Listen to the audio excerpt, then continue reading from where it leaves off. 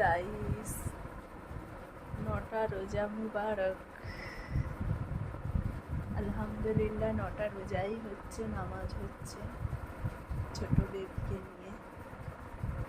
এখন আমার বেবিটা ঘুমাচ্ছি। প্রথমে যখন রোজা আসবে তখন বলেছিলাম কি করে করবো রোজা, ছোট বেবি নিয়ে খুব দুষ্টু করে।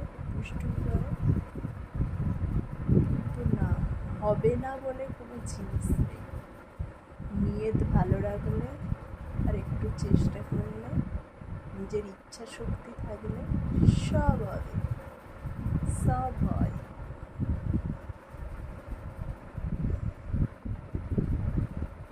আর থ্যাংক ইউ সো মাচ, আমার বেবিটার নামাজ পড়ে অনেক ভিউ হয়েছে, অনেকজন পছন্দ করেছেন ভিডিওটা। Thank you.